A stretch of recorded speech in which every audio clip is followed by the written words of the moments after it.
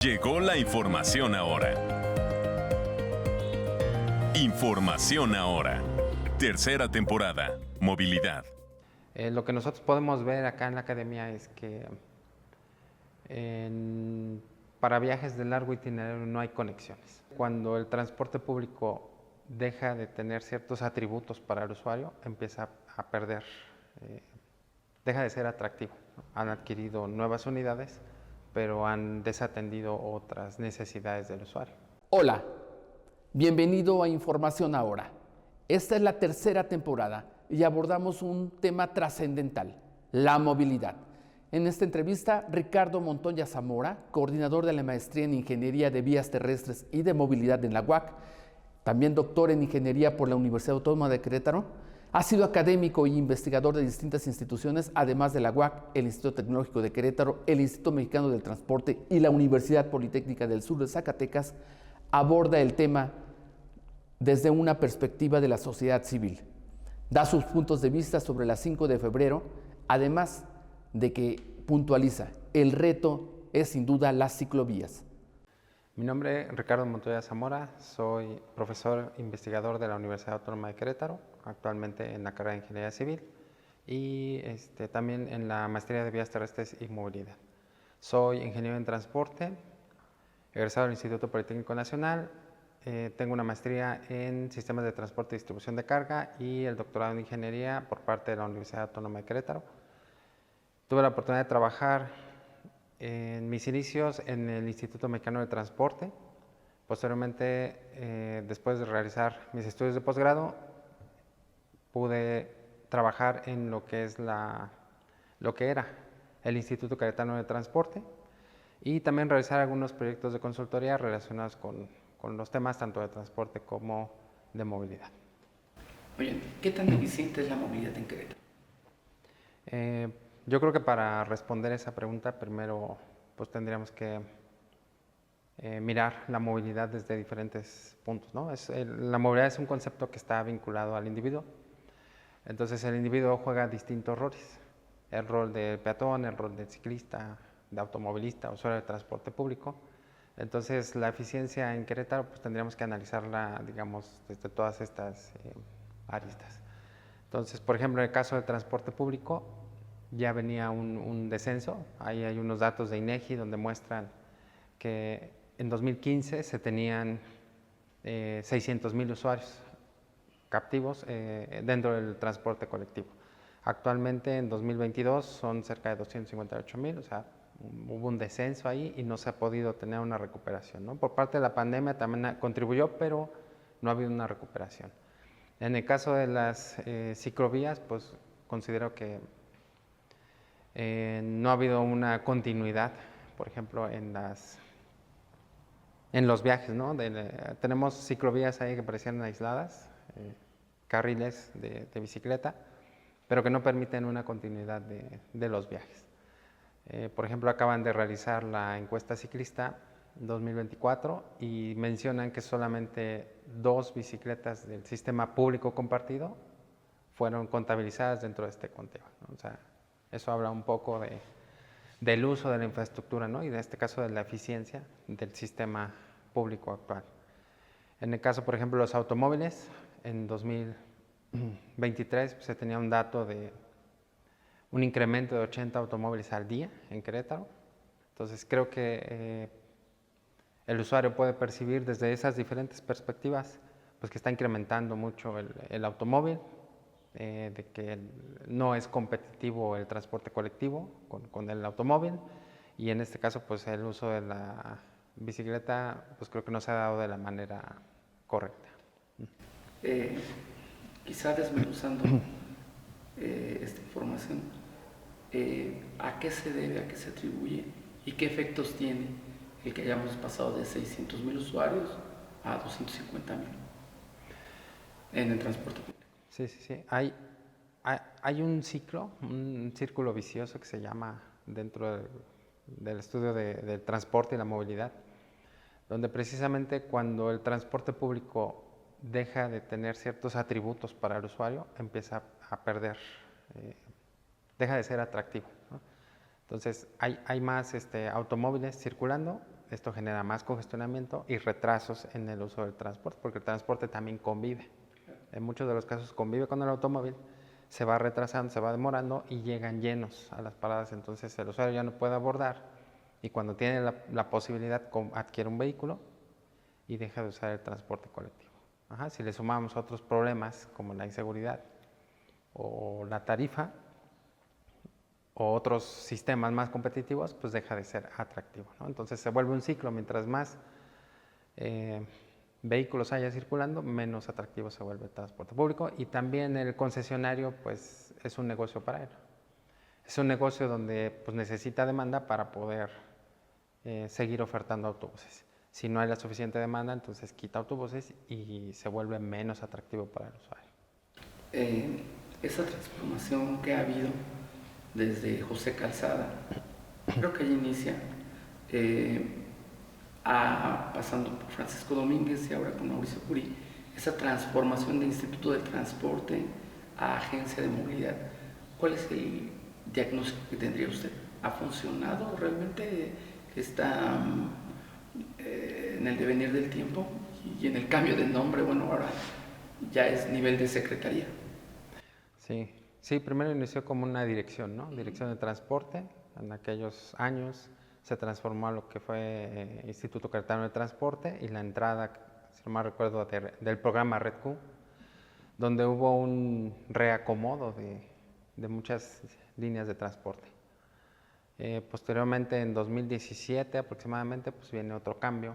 Móvil Crobús, se introduce la tarjeta de prepago, que considero tuvo en sus inicios una buena adaptación por parte del usuario, ¿no? Los usuarios usaban mucho la tarjeta, pero después se quitó esa restricción y empezó otra vez el pago en efectivo, ¿no? Entonces, desde aquellos años que recuerdo yo, 2012, 2013, han habido muchísimos cambios de los recorridos de las rutas que le impactan a los usuarios, ¿no? Antes se llamaba, no sé, la 69, ahora tiene otro nombre, ahora son circuitos. Con la entrada de esta nueva administración son circuitos, y eso provoca mucho desajuste, ¿no? Los usuarios estaban acostumbrados a unos números, a unas, digamos, recorridos, y de repente pues hay que buscar nuevas opciones. ¿Se refiere al número de ruta y esto? Sí, los circuitos cambian de ruta, ¿no? Actualmente, incluso ahí lo ponen, ¿no? Antes, línea fulana. ¿Ha funcionado este modelo de agencia de movilidad? Yo considero que se han enfocado en la parte física de los autobuses, han adquirido nuevas unidades, pero han desatendido otras necesidades del usuario. ¿Cómo cuáles? Por ejemplo, los intervalos de paso. INEGI acaba de realizar una encuesta de transporte público a nivel nacional, y Querétaro queda en los últimos lugares como evaluado en los intervalos de paso de las unidades. O sea, somos de los que, digamos que el usuario promedio tendría que esperar más para abordar una unidad que en otros estados. Ha desatendido, por ejemplo, los estudios de demanda. Esos estudios pues, realizan estudios de consultoría, pero no se reflejan, ¿no? Como parte de los análisis de la mejora del servicio. ¿Y esto ha generado qué? Que la gente por eso tenga una situación de que no confía en el servicio público de pasajeros. ¿Está confianza también? Sí, hay unas variables que se conocen como atributos del transporte, y a través de estos atributos es la percepción y la calificación que una persona le da al servicio, ¿no?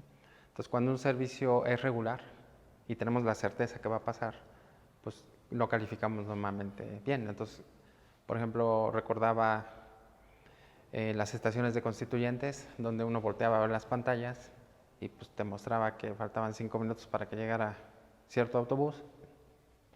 Pasaban 5 minutos y se actualizaba el valor, entonces no hay una certeza como tal.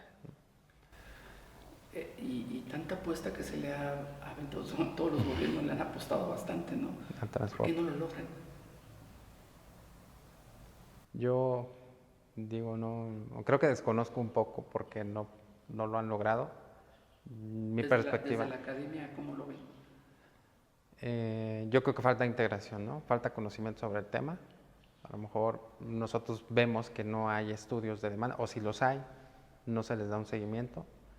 Vemos que hay información, por ejemplo, del área de monitoreo, que también podría ser más explotada, pero no se tiene, ¿no? El uso de las tarjetas, dónde sube, dónde baja la persona, dónde realiza su viaje de regreso, esa información no se muestra, no se analiza. La tarifa, ha asumido el gobernador que tenemos la tarifa más baja del país. ¿Es realmente sí? Comparado con otros estados, sí es una tarifa, digamos... Preferencial, ¿no? La de los pesos. Ah, ok, la preferencial, sí. Pero del usuario común y corriente, 11 pesos, ¿no? Sí, es más cara en el Estado de México, es una tarifa superior, pero era lo que mencionaba, el gobierno le apuesta a otro tipo de variables, pero no le apuesta al servicio como tal. Tenemos un carril exclusivo que no es competitivo por ejemplo, con el automóvil, ¿no? A lo mejor se adelanta en algún punto, pero se vuelve a retrasar cuando encuentra más autobuses adelante o encuentra un semáforo y no compite, ¿no? Entonces, el tiempo de viaje debería ser más competitivo en el autobús que en el automóvil para poder captar más usuarios. Qué cosas, ¿no? Cuando uno se pone a analizarlo así, entonces ve que hay como lo mismo de las promesas de siempre y resultados de siempre. Sí, se enfocan en variables, a lo mejor, digamos, su atención está en otras temáticas, ¿no? Ese es el transporte público. Ahora, el uso de la bicicleta, conforme a lo que usted me decía de las variables, este sistema Crobici funciona. ¿Cómo debe de funcionar? Se lo voy a cambiar. ¿Cómo debe de funcionar un sistema eficiente de bicicletas? ¿Qué deberían de tomar en cuenta las autoridades para que sea eficiente? Se discutía mucho sobre si la infraestructura creaba al ciclista o el ciclista creaba la infraestructura. Eso es un debate que ha habido desde hace tiempo. Es muy poca o era muy poca la participación de ciclistas a los inicios de estos sistemas, pero al momento en que lanzan el primer sistema de Crobici, pues empieza a haber más movimientos. Lo que nosotros podemos ver acá en la academia es que para viajes de largo itinerario no hay conexiones. O sea, tenemos una ciclovía en Universidad que no tiene una continuidad hacia otros puntos, y pues digamos el usuario ya tiene que tomar otros recorridos, ¿no? entre las calles para poder dar continuidad a su viaje. Entonces habría que ofrecerle, para que fuera más eficiente, fuera más utilizada, habría que darle primero infraestructura y también accesibilidad, ¿no? a las estaciones de bicicleta. Tenemos ahí un tiempo a lo mejor limitado. También la orientación hacia donde tenemos la mayor cantidad de movimientos de los usuarios de bicicleta. Okay. ¿Cómo funciona en otras partes y que son eficientes? O sea, quisiera que me dijera usted, conforme a lo que hemos estudiado, este modelo puede ser más eficiente. ¿En dónde está ese modelo? ¿Hay alguna referencia bibliográfica, algún caso de éxito? Sí hay artículos de investigación relacionados con estos temas y dos de las variables que resultan ser muy importantes para el ciclista, una es la seguridad, que se sientan seguros al transitar y precisamente de la encuesta de movilidad 2024, menos del 5% de los usuarios se siente seguro al transitar en bicicleta en Querétaro. Entonces, creo que es una variable a la que hay que apostarle para captar más ciclistas. Y la otra variable que pesa mucho es la pendiente.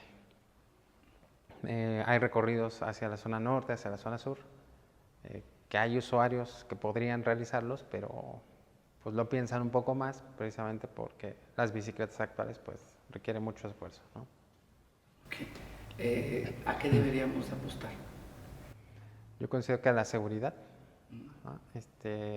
No generar solamente pues tramos pintados en algunas partes, sino realmente un carril exclusivo para ciclistas, como nos marcan las normas con las medidas que deben de ser,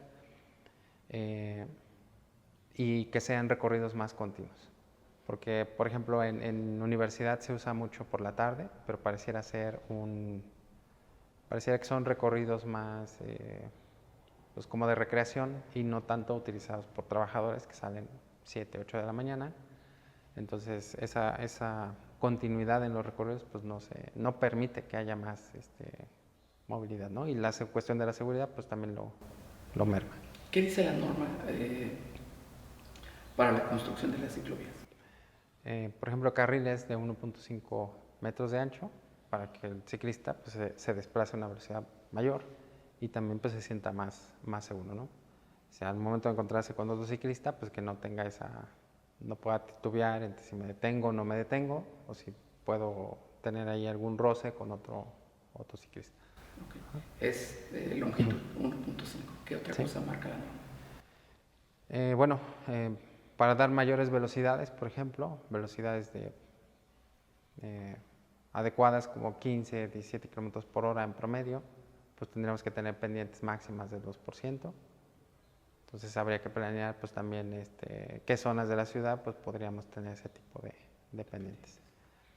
¿Hay estudios hechos por la universidad sobre ciclovías? Sí hay estudios y digamos ahí en la facultad hay algunas investigaciones. Bueno, por ejemplo, ahorita menciono uno, estamos trabajando en un modelo para predecir la velocidad del ciclista, donde vamos a proporcionar ciertas características del usuario. Si nosotros queremos captar, por ejemplo, si nosotros modelamos a un usuario novato que no tiene mucha experiencia en el uso de la bicicleta, se desplaza 1 o 2 días por semana en bicicleta, y si queremos captar un automovilista, por ejemplo, que también sería el equivalente a un novato porque no tiene experiencia en los recorridos, podríamos hacer la predicción de la velocidad y planificar por dónde podríamos conectar, ¿no?, sus orígenes y destinos que le convenga más en cuestión de pendiente o de seguridad. ¿Y estos estudios, hay alguno que nos diga con precisión cuánto de la superficie de rodamiento es segura?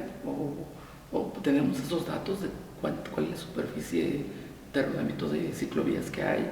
¿Cuántas funcionan? ¿Cuántas no funcionan? ¿Y qué grado de deterioro presentan?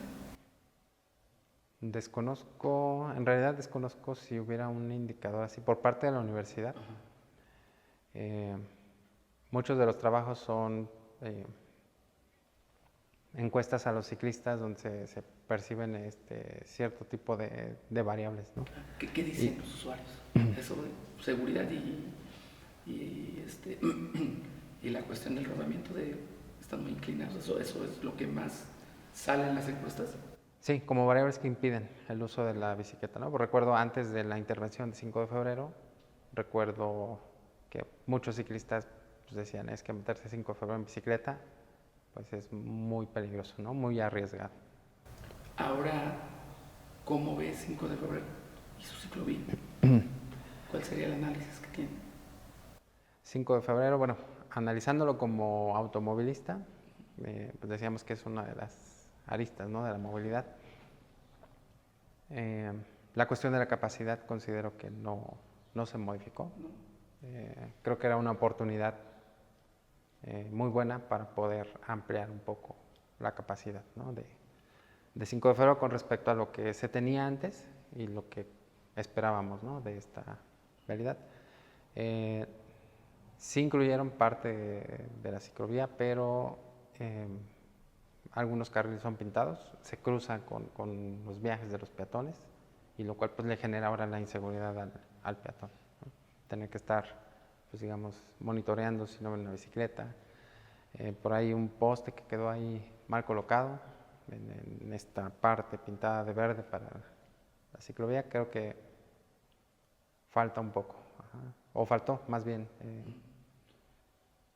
¿cómo decirlo? Mejorar pues lo que se esperaba de la infraestructura para la bicicleta. Eso es desde el punto de vista del automovilista. O sea, si cumple esa función o no la cumple 5 de febrero en cuanto a satisfacción. Considero que no la cumple porque se esperaba una mayor fluidez en el tránsito vehicular y se sigue teniendo el congestionamiento, ¿no? Como se tenía antes de la intervención. Y ahora pues tenemos la convivencia pues al mismo nivel desde lo que son los carriles laterales hacia el centro y vehículos pesados conviviendo con vehículos ¿Esta construcción ligeros. de puentes subterráneos y elevados resuelve? Mientras no cambiemos la oferta, en este caso los 3 carriles que se tenían inicialmente, pues sigue siendo lo mismo, ¿no? O sea, no hubo una ampliación de la oferta, entonces el problema con la misma cantidad de vehículos sigue siendo exactamente el mismo. Y si sumamos a que siguen llegando 80 automóviles al padrón vehicular de Querétaro al día, pues esto nos va a generar más problemas. Oiga, pues qué severo diagnóstico, ¿no? No vinieron a resolver nada y gastaron un montón ahí, ¿no? Tienen cuestiones de captación del agua y demás, pero creo que en cuestión de la capacidad, o sea, a lo mejor sí hubiera sido interesante, pues, por lo menos analizar alguna especie de como pasos subterráneos que pudieran conectar viajes de largo itinerario para evitar que convivieran con el tránsito local, o que se puedan hacer simulaciones, ¿no? De cuál podrían ser las mejores opciones. Considera que en la evaluación final, y bueno, ya casi está terminada, la apuesta fue una apuesta fallida a ese proyecto. Fallida como tal, yo considero que, bueno, pues se hizo lo que se tiene. Yo más bien considero que se podría mejorar, ¿no? Lo que ya se tiene, porque ya no se puede hacer, ya no hay, pues digamos ahí un revés, ¿no? No podemos deshacer lo que ya se tiene. Tenemos ahí un crucero muy peligroso tanto para automovilista, peatón, ciclista, aquí en Universidad y 5 de febrero, que realmente tomar el retorno de 5 de febrero en Universidad se vuelve muy complicado, ¿no? Y conviviendo con el transporte público hace falta mucha señalética. Entonces, creo que el concepto podría ser interesante como un corredor más peatonal. Le están dando la oportunidad al peatón, por esa parte no lo considero tan fallido, pero hace falta más elementos, ¿no? La cuestión de la señalización, y se vuelve peligroso sobre todo para el peatón y el ciclista. Y comparado con otros proyectos que se llevan a cabo en el país, ¿este es un proyecto caro, o sea, desde su perspectiva? Considero que sí es un proyecto de un costo elevado, ¿no? Para no poder solucionar al 100% el problema de la movilidad de automovilistas, ciclistas y peatones. En el tercer rubro que me mencionó está el peatón. ¿De qué manera la autoridad pone al peatón en sus decisiones sobre movilidad? ¿En dónde lo pone? Debería ser prioridad. Pero ¿cómo estamos? ¿Cómo lo tiene? A lo que vivimos cotidianamente, ¿en dónde está el peatón? Considero que no es el primer lugar, porque precisamente podemos encontrar semáforos donde no se le da el tiempo adecuado, porque al hablar de peatones nos hablamos personas a lo mejor en edad productiva. Estaremos hablando también de niños que se desplazan en velocidades menores y adultos mayores que también se desplazan en velocidades menores. Entonces, a veces es difícil cruzar para un individuo que, digamos, se encuentra, no sé, 30 años promedio, un paso peatonal lo tiene que cruzar de forma acelerada, pues se complica más para un adulto mayor o un niño, ¿no? Por ejemplo, tenemos los casos de los puentes también para dar mayor accesibilidad, pero considero que no se ha trabajado al 100% en las configuraciones de los semáforos, ¿no? Tomando en cuenta más características de los peatones. Otro severo diagnóstico, ¿no creen? O sea, tenemos como muchos ¿cómo mencionarlo? O sea, no hay una política pública adecuada. ¿No se han preocupado por eso? Política pública, igual tenemos ahí todavía temas, ¿no? Inconformidades por parte de activistas con respecto a la ley de movilidad, por ejemplo, ¿no? Que no se incluyen ciertas características. Yo considero que dentro de las normas, dentro de la política pública, pues se tiene que establecer ciertos criterios mínimos para poder, digamos, hacer la planeación y la ejecución de una obra o de la infraestructura para que permita precisamente que se construyan ciclovías de una manera, como se dice en la norma, o como si es para peatones, por ejemplo, unos ciertos tiempos mínimos. Eso es. Claro. Y por último, esta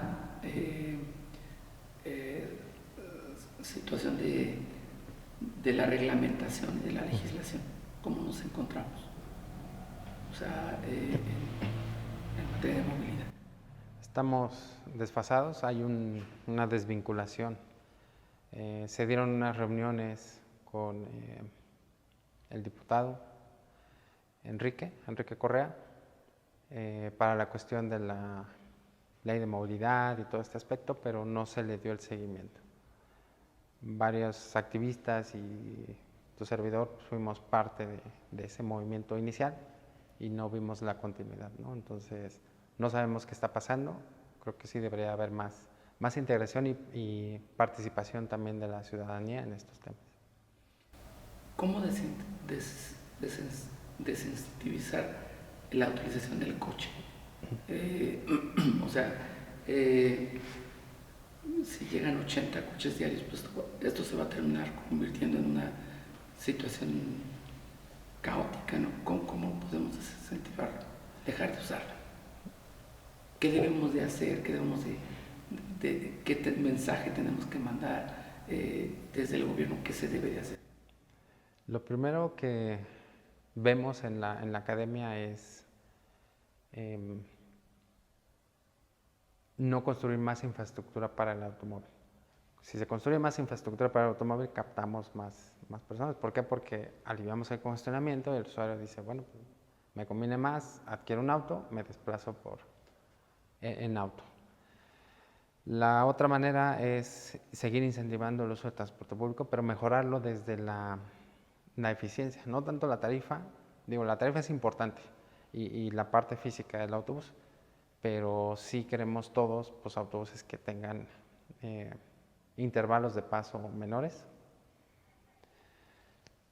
Y por ejemplo también cómo se está construyendo la ciudad. Si tenemos fraccionamientos donde la gente pues, quiere cajones de estacionamiento para 2 vehículos y son, digamos, tenemos que recorrer 1 kilómetro para llegar a nuestra casa desde la entrada del fraccionamiento, pues eso va a impedir que el transporte público llegue y lo que vamos a incentivar es que más personas compren más vehículos para poderse desplazar porque les queda más retirado su casa. Entonces, otras ciudades como China, por ejemplo, que es uno de los casos donde construyen hacia arriba, pues ahí tiene muchísimo, pasa una línea de transporte y hay un movimiento, ¿no? Entonces hay que generar un poco el crecimiento hacia arriba, no tanto la extensión hacia los costados, ¿no? Entonces, todas estas construcciones de fraccionamientos se ven muy bonitos, pero incentivan mucho el uso del automóvil. Entonces yo creo que también podría ser otra manera en cómo podría analizarlo el gobierno para no generar más crecimiento de automóviles. Muchas gracias. Gracias.